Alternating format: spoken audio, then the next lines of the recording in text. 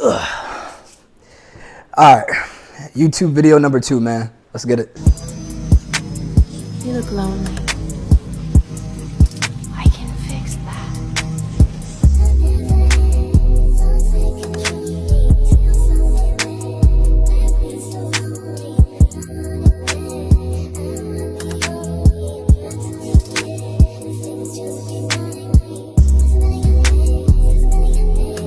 All right, what's going on, guys? It's Dr. Miles, aka Dr. Drew, aka the Jungle Vet, aka whatever you know me as. But today we're going to talk about a question that I get asked all the time. I get asked this question on all my social medias, whether it's Instagram, TikTok, in person, whatever the case may be. This question being, how did I, little old me, become a wildlife veterinarian? So I actually love being asked this question because it allows me to take you guys on a journey that stems all the way back from high school up to now, current to date. So it just gives me an opportunity to share with you all the experiences that I've been through, all the ways that I've grown, the ways that I failed, and everything that's in between those two. This video is being shot in 2024, December 2024. So hopefully the future yields a lot more accolades that I can add directly to my portfolio. But as far as current to date, we're going to take you from, again, high school all the way till now and explain how I achieved my goal of becoming a wildlife veterinarian. So without further ado, man, let's get right into it. All right, man, so a little bit about me. I am born and raised in New Jersey. I am a Jersey boy through and through. Love the state of New Jersey. Will never change. So this is where I did go to high school. I went to a all-boy, private, Catholic high school. So definitely an interesting experience to say the least, but a good one nonetheless. My main focus in high school was just getting good grades, keeping a good GPA so that I could get into my dream school being University of Florida. Shout out Gators. I did get in, so my efforts were not done in vain. And yeah, that's what I would kind of recommend to kind of start this video is don't focus or put too much stress on yourself in high school to do the things that you're planning for 4 or 5 years down the line. Just focus on being a good student, and then everything else will basically start to fall into place when you reach college, okay? So don't worry too much about that. So with that being said, we're gonna fast forward all the way to senior year of high school where you're applying to your colleges and you're taking your SATs and things like that, ACT. Don't miss those days whatsoever, but boom, you get into your dream school, everything's great. Now you're getting ready to start your actual real shot at adulthood. Now, what I want to focus on and put emphasis is this first part of your college career when you get to your campus. A lot of the times the summer before, most colleges have that onboarding or pre-boarding process where you meet with your counselor and you pick your major and you register for your first semester classes, the whole 9 yards. This is where you pick your major that you're likely will keep for the remainder of your 4 years. You don't have to keep it, but my recommendation is to try and pick a major that you are interested in because you want to keep it for your 4 years so you don't run into any late changes. Now, I want to take a second to emphasize the part of picking your major because I get asked this question all the time. I mean, to this day, I still get asked this question of what I majored in to become a wildlife veterinarian or a veterinarian in general. And I need you guys to understand this. It's important that you understand this. Listen, come here. A little closer. All right. Major in something that is interesting to you. Literally anything that you are interested in and find a genuine curiosity in learning more about, pick that as a major because it does not matter what you major in. What matters is you complete the prerequisites needed to apply and get into vet school. Please do not fall victim to the mindset that you have to major in something science or health related in order to pursue a pre-health or pre-science track such as pre-med, pre-dental, pre-vet, pre-farm. It's not true. You can major in whatever you want as long as you complete those prerequisites. So for me, if I could do it all over again, I did major in animal sciences, but if I had to do it all over again, I would major in human nutrition because that is a genuine curiosity for me. That is something that I genuinely find interesting and implement in my own life. So when it comes time to pick your major, there's a long list that you can choose from. Most colleges have a very extensive list of majors that you're able to choose from. My advice to you would be to narrow it down to 3 to max 5, really closer to that 3. Pick one that you're probably gonna or hopefully stick with for the remainder of your 4 years just to make it more simplistic.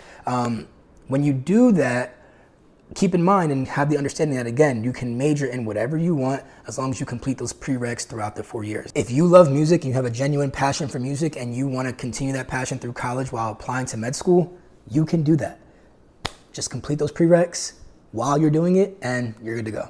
Okay, boom. So you're in there, your fall semester, your freshman year, maybe it's your spring, whatever, your first semester. You get there, and for me, I'll be completely honest, I took this first year to simply get acclimated. Simply getting acclimated was the most important thing for me. You're coming from high school to college. It's a totally different curriculum, totally different environment. this is your first real sense of like adulthood, especially for someone like myself who's coming from all the way from New Jersey, all the way down to Florida. I didn't come with anybody. So for me, I strictly focused on getting acclimated, meeting people, meeting my groups, getting acquainted with the campus, those things, those important things to make you feel more confident while you're there for the next 4 years. I didn't really do much for my veterinary career or wildlife career for that matter my first year at all. I think the max that I did as far as involvement was joining some of the clubs, the pre-vet club, of course. I joined the minority pre-vet club, and that was really it. I did those things to just meet people in that space to kind of initiate that process, but actual like positions, volunteer positions, internships, jobs, whatever the case may be, I kind of kept that for the remaining 3 years. What I could do for you guys is put like my resume somewhere here. Maybe I'll like blow it up in the front so you can see all that I did for the years of 2015 to 2016, which would be the entirety of my first year. But again, you'll see that it just extends to joining the clubs and then doing other things as far as like clubs unrelated to veterinary medicine, I guess, like just getting extracurricular activities on my campus to start to build that well-rounded profile for the next 3 years when I did apply to vet school. Okay, so boom, sophomore year, your second year. This is where things start to turn up a notch for me. This is where I did start to take the initiative to get myself involved in animal/veterinary experiences. Now, I know this video is how did I become a wildlife vet, but I'm gonna be talking about my general veterinary experience as well, at least in college, because it relates to what happens in vet school. So with that being said, I just started from the ground up. Like I said, I didn't have any experience coming out of high school. So I'm just starting with the basics that most people in veterinary medicine or interest in animals would start at. This being a regular kennel tech. There was a shelter that was a little bit up the street from the campus. I would take my bike, I would pedal there once a week and just facilitate regular kennel tech duties, such as cleaning the cages, walking the pets, moving, certain puppies, kittens to different rooms, restocking things, just the very basics, things that a good kennel tech does. Like, very simple, very straightforward, but it was still a rewarding experience because I was surrounded by animals, and anyone who loves animals is going to appreciate that entry-level position, because that entry-level position, although it's minute to some people and small in their eyes, it's a very important purpose. Most kennels wouldn't be able to run without a good kennel tech or kennel tech staff. So if you do get into a kennel tech position, or you are currently a kennel tech, know that you're appreciated and your job goes a long way for sure. So the next thing that I got involved with was a program called Operation Catnip.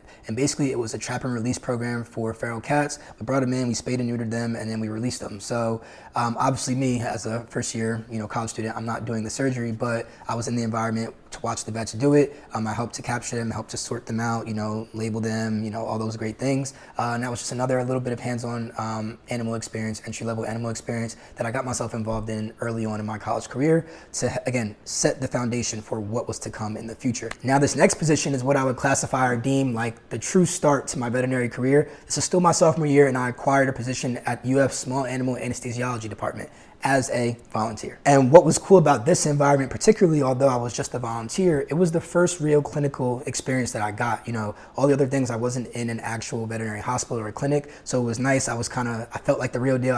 This is my first job that I was able to actually wear scrubs. I'll put a picture somewhere here, but I felt like the real deal, man. So it was cool to be a part of that environment, although I was just doing basic things like restocking drawers, kind of observing. It was a great start to what felt like the true beginning of my veterinary career. And this was basically the extent of my veterinary career for my sophomore year. Like I said, I started with the kennel tech, then did the Operation Catnip, and then joined the UF Small Animal Anesthesiology Department. Those are the main things, all volunteer positions, but super critical in building that resume the way I wanted to have it to the point that I wanted to by the time it was time to apply my senior year. Now, junior year is where I started cooking with oil. This is where I started to acquire positions that were a little bit more rigorous, with the first one being my actual first veterinary technician position. I was able to acquire this position due to my next door neighbor in Jersey, Dr. Tomlinson. She's a black veterinarian woman.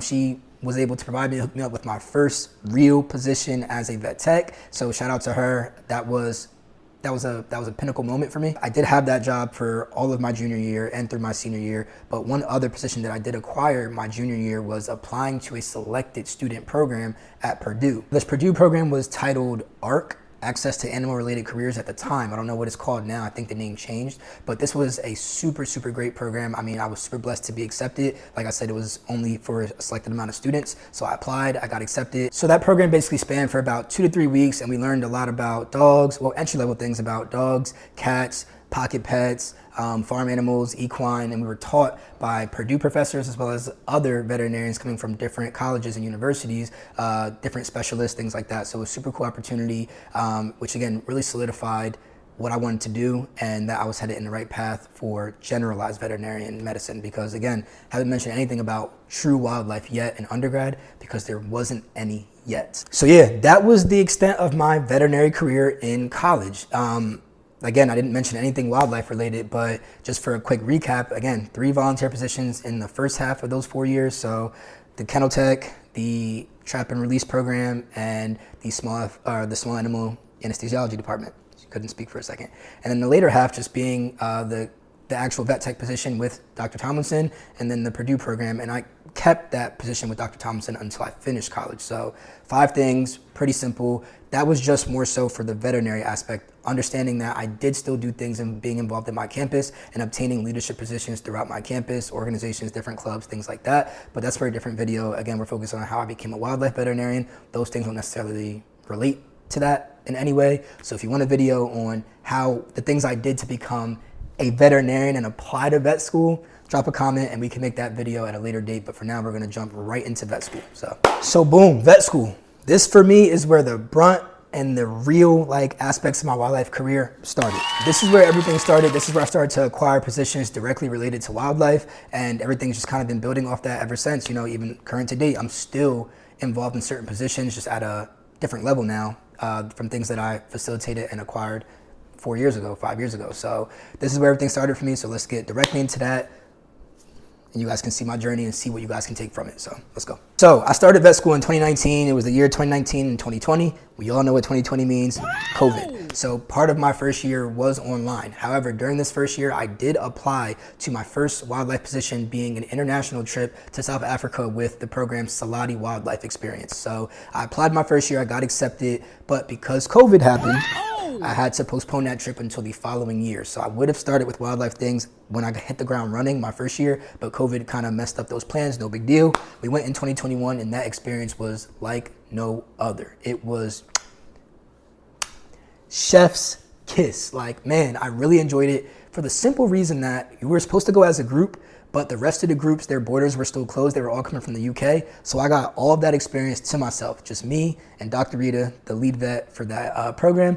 And we tackled 2 weeks of straight beauty, working with all the African wildlife, the big 5, all those things. It was great. So that was my first real wildlife experience. And that was key. Like, that was key in reassuring me that this is exactly what I wanted to do in the future as a veterinarian. Like, that set the tone, that confirmed everything that I thought wildlife medicine was going to be, and you know, I'm super grateful for that opportunity. So would definitely encourage you guys, if you're interested in wildlife medicine, to curate a trip similar to what I did. There's plenty of options out there, plenty of organizations and groups that go to Africa, South Africa, whatever the case may be. Do your research, find one that's best for you, and I would highly encourage you to embark on that journey. Now, I'm gonna put a quick pin in this because I'm saying wildlife veterinarian because it's different than zoo veterinarian. Now, again, I can make a separate video differentiating the two, but that has to be a separate video because it's pretty detailed. But know that there is a difference, and it's pretty drastic difference depending on what it is you are looking for out of a career. So comment if you'd like to see that video. We can get into that later, but they are different. But I mention that because there's a common belief that it's super hard to get into wildlife or zoo medicine as a vet student, which honestly you'll hear a lot of people try and deter you away from it because of its complexities of getting in. You have to know somebody, it's politics, whatever the case may be. While there is some truth to that, I did not let that deter me because it was my passion. So if it's your passion, please don't let anyone deter you from it. It's going to be hard, but nothing worth having doesn't come with a little bit of effort. So definitely, you know, use your resources. Like I said, this video, I'm going to drop some gems for you guys. Hopefully you can benefit and take from them. And yeah, if it's your passion and it's something that you truly know that you want to do for the remainder of your life or your veterinary career, pursue it regardless of the odds that are against you, for sure. And I'm somewhat living proof of that, right? Like, the same odds that were put against me are going to be put against you. Hopefully they're a little bit easier by the time that you're applying, but I got through it, I did it, I made the connections, and I'm living out my dream right now. So don't let that stop you. So after I finished with Selati, that was like a 2.5 week program, I jumped directly into white oak conservation. Now, white oak White Oak Conservation was actually a pretty unique experience for me. It was that same summer, that summer of 2021. Like I said, I finished Africa and I jumped directly into White Oak about a month and a half after, and it was a pretty unique experience because they made this position specifically for me due to the fact that I cold emailed them. And we'll get into what cold emailing is in a second, but they made this position for me because I took the initiative and had the drive to reach out to them on my own. They normally don't offer positions to any student that's under a third year because you typically don't have the hands-on experience to benefit from a position like that. You know, you're working with some pretty extensive species and things like that. And if you're a second year vet student, 9 times out of 10, you just don't have that hands-on involvement yet. But because of my interview, because of my resume, because of my passion and, you know, the way that, you know, I was able to show them my interest in this, they created a position specifically for me. I took advantage of it, and I'm sure that position is still open today for second year. So if it is, you have me to thank. And it was a great opportunity. Worked with some of the same species I did in Africa. A lot of it is like African wildlife, you know, giraffes, lions. Well, they didn't have lions there. They had tigers. They had cheetah and, you know, a lot of the African hoofstock. So super cool experience. It was I think it's located in Jacksonville or close by, some small city nearby Jacksonville. Would definitely recommend you guys checking them out. Great experience, lots of knowledge, lots of core memories there for sure. So Africa with Selati and White Oak Conservation, both my second year of vet school since it got postponed. So like I said, I was gonna talk about one thing as a zoo or wildlife vet student is I highly encourage you to get used to cold emailing. What I mean by cold emailing is this. Instead of going through a formal application process that you'll find online, do some research. Like, I mean, digging to find that person's email, whether it's the hospital manager, the director, one of the veterinarians, whatever the case may be. It's either on their LinkedIn, it's on a website. You can find it. It's out there. You may not find all of them, but I found a lot of them. You find that email and you email that person directly. You email them directly with a little bit of a spiel like, hey, my name is such and such. I'm a second, third year vet student, insert year vet student looking to pursue a specialization in wildlife medicine. Here's what I want to do. Here's for how long, and here's my resume. Once you do that a couple times, you'll actually formulate a little template that you can just kind of plug and chug to each position that you're applying to, and just minute fixes here and there to tailor it to that specific organization. But I saw significantly better success when I started to cold email than going through a traditional application process, because when you think about it, there's thousands of applicants that are not even current. You have things that are sitting for years, 2 years, the people that are applying current to date. Your application is going to be like a drop in a bucket of water. So no one's saying that you can't or you shouldn't still do the application process, but if you have the ability to also send in a direct email to that person who's probably involved in that application process to a certain extent, whether they're sorting through it or vetting it or approving it, they see you directly. They see you directly and they have your resume right there in their email. I saw crazy success with that. So definitely get used to that ideology of cold emailing. Literally what I did was had a piece of computer printer paper, and I would write down all the places that I reached out to via cold emailing, and I would check off the ones that responded, checked off the ones that worked for me, crossed off the ones that didn't. But I just emailed as many places that I didn't overwhelm myself, but I created a nice little list of places, so I had a little bit of a safety net for ones that said no. At least I had my backup options, and just kept a running list, and it worked out really well for me. And even if I didn't go pursue them directly and didn't go volunteer or work with them, what happens is your name is now in their head, right? It's in their vicinity. They have an email chain with your name and your interest, and that can come in handy later down in the future, later down the line. Oh my God. Later down the line, it can come in handy because the zoo med field is very tight niched. So if you show that initiative earlier and you facilitate and create those relationships now early as a vet student, they can be used to your advantage later down the line. So keep that in mind. Now, one thing that I would say do in conjunction with cold emailing is utilizing these search engines. I'll put them somewhere in this video, but utilizing one or if not all of these search engines, because this is going to be where all of the zoo wildlife positions post their job or volunteer opportunities. So it's a whole list. I spent a lot of time on these sites finding a lot of the opportunities that I was able to get involved with throughout my vet school career, and I still use them today. So definitely take a look at some of these options and do that in conjunction with cold emailing, or at least do one or the other, because this is where the wildlife expertise, they say, They put their information here for you guys to say, hey, here, these are the job opportunities that we have available for you guys. Come take advantage of them. So far, we're chugging along at a nice speed, but still more work has to be done because, again, this field is very competitive. So I'm trying to ramp up my involvement as much as I can, but also as feasible, like making it as feasible as possible. You're still in a full doctorate program, so you can't overwhelm yourself. All these things are taking place during my breaks for the most part. Not doing any of this during my actual veterinary, academic career when the semester's in session. Okay, so now we're at third year vet school. So third year is where you're finishing your last didactic year of learning. So meaning you're in the classroom, that's your last year, before fourth year where you're in full clinical, surgery rotations.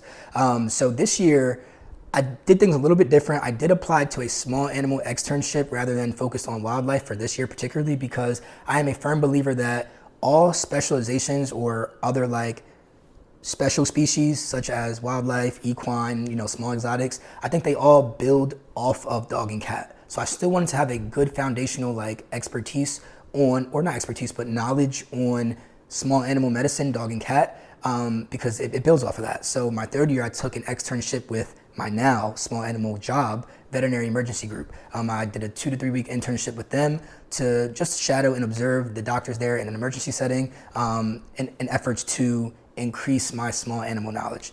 Not to say that you can't do both, do something small animal and wildlife related. I just chose to focus on small animal because I was also going into my junior surgery year. Your third year for most veterinary school curriculums, you're gonna start doing your junior surgery your third year. So I wanted to be involved in small animal stuff so I could feel more confident in that respect. So for third year, really just small animal, but it was between my third and fourth year that I started to really ramp up my emailing to get involved with things that I was planning for my fourth year. So fourth year, again, you're in full rotations. You're doing in clinic or in school rotations, and then you can do outhouse rotations. So for me, again, trying to ramp up my resume, trying to beef it up as much as possible, I got involved in 2 pretty good wildlife/zoo experiences. I got in with the Dallas Zoo. Dallas Zoo was pivotal for me because I didn't have much zoo experience at that time, nothing to show for on my resume. And if you're looking to do anything zoo related, most of them are going to expect that you have some sort of zoo academia or zoo experience at some point in your career. So along with Dallas Zoo, I did email a bunch of other ones. I did get accepted to some of the other programs like Brevard Zoo, Carolina Zoo, Georgia Zoo, things like that. But after doing some, deep thought and conversation with other zoo vets that I knew, LA Zoo was another one that I got accepted to. I'm missing another one in Texas. Houston Zoo, yeah. After doing some compare and contrast, Dallas was the best fit for me. So I went to Dallas Zoo my fourth year, and that was a great experience. I got to help with some different, procedures with some pretty cool animals, penguins, saki monkeys, things like that. So that was pretty cool. I also went and got an internship position at a small animal clinic that focused on small exotics. So pocket pets, reptiles, guinea pigs, gerbils, birds, things like that.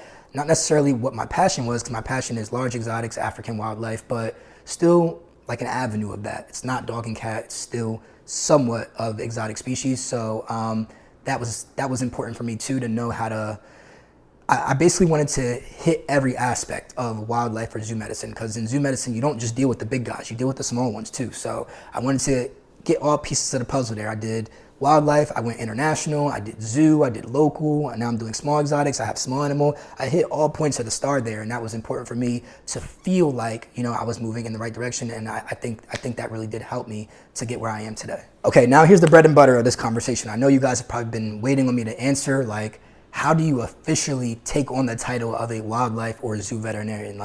How do you officially do that? And that's a great question. You basically have 3 different ways that you can acquire that title. The first one is probably the one, if you ask most veterinarians, they'll give you this option first, and that's going through a residency program. What I mean by this is, just like human doctors, veterinarians have the ability to go to residency. It's a little bit different in the sense that for human doctors, they kind of have to do a residency. Veterinarians, it's up to you if you want to pursue that or not, but it's the same type of structure if you do pursue it. You can become boarded in zoological medicine. That is the route that most people are probably going to tell you to go if you tell them, hey, you want to become a zoo doctor or a zoo vet. What this means is 1 year to sometimes 2 years of an internship, and then 3 years worth of a residency. After you complete that culmination of years, you sit for your boards, you pass them, you become a veterinarian who's board certified in said specialty. We're obviously talking about zoological medicine. So you would have the credentials of a board certified zoological medicine doctor. So It's a 4-year commitment at the minimum on top of the other 8 years that you just, dedicated to education. So for some people, that's just not feasible, especially because the compensation during those four to 5 years is not the best. You do have to make financial sacrifice, and that's not something that I was willing to do. So that's why I did not choose that route. That is option 1, going the residency route.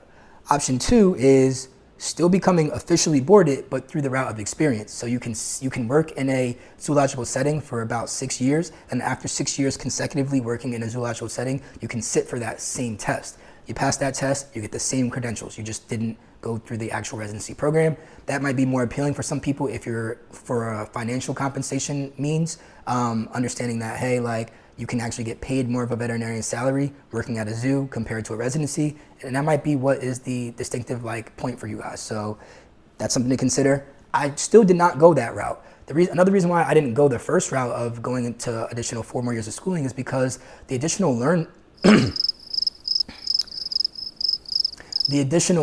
burden that comes with that additional 4 years. I already took out loans for the past 8 years of my schooling. I just didn't want to acquire 4 more years of loans on top of that. I'm already neck deep. I didn't want to go fully under. So just a lot of things to consider when you are choosing whether or not you want to be boarded, but you have those 2 options so far. And then the last option is not doing anything related to becoming truly boarded. More so, you're just working in that field or that specialization, particularly with those particular species, and becoming trained and knowledgeable through experience. I know a lot of doctors, not even just in wildlife medicine, but in general. Surgeons, internal medicine specialists, people that like those areas of veterinary medicine who did not go and seek out a board certification, but are legit experts in their fields because that's all they've been doing for the past 20 plus years. They didn't go and get the actual credentials maybe because life happens, Life happens. Life just be lifing. Kids, families, unexpected, events, finances, things like that. Doesn't allow for everybody to go receive that those credentials. Remember, it's a privilege, not a requirement. But that is the third option. You can just really hone in and focus on your area of specialization and become well respected in that field. Talk at, conferences, give speeches, give lectures to students in due time if you build that experience through just dedicated work for that one species or that one topic of veterinary medicine. And that, I think, is the route that I'm going to probably go down. I'm teeter-tottering between option 2 and 3, but right now I think I'm just gonna work immensely in wildlife eventually. Right now I'm in small animal. I am a small animal ER veterinarian because I knew after vet school I wanted to hone in on my small animal skills because, again, I think everything builds off of it. So I knew I was going to be in small animal for at least a year or 2 after graduation before diverting fully to wildlife, which is still the goal, and I'm working towards that every single day. So one thing I will say is that if you do have the financial means to go through a residency program, I would recommend it because that knowledge is unmatched. You will come out being more equipped than someone who didn't go through a zoological program because it's so concentrated. The information is so concentrated to wildlife and zoo animals that you can't not come out of it being at a higher level than someone who has to work their way up through experience. So if finances aren't a concern or any other factor, I would recommend doing it. So yeah, I guess to kind of wrap things up, you guys heard everything that I did in my undergrad experience to build my general veterinary career and experience. Then we talked about what I did in vet school, particularly more geared towards wildlife. That's when I kind of turned the tides and went specifically for wildlife, those 5 experiences that I acquired throughout those 4 years. And then now you know what I'm doing current to date. My schedule basically consists of, I travel internationally somewhere between 3 to 5 times a year internationally to do field conservation work in these different countries, Africa, Asia, South America, things like that. But then I also do conservation work in the States. Like living in the US, I'll partner with different conservation sites or sanctuaries and just do, conservation work here locally. So I like my balance right now. Again, at some point I'll go full wildlife, but for right now I'm still balancing both small animal ER and wildlife with the goal of being a full wildlife vet in the near future. So yeah, man, like I mentioned in my Thailand video, man, I'm transitioning to YouTube this year, 2025. A lot of my content, all my travel content, my conservation content, pet parent tips, things like that, the whole 9 yards. A lot of those things are going to be featured on this channel directly. So we got a lot in store for 2025 and onward. I'm super excited for myself, but also to bring you guys along with me on this journey. So I appreciate you guys who watched this whole video. Make sure to like, subscribe, share, the whole 9 yards. Let's get this message out there and let's take 2025 by storm, man. Love you guys. Thanks for watching. Until next time.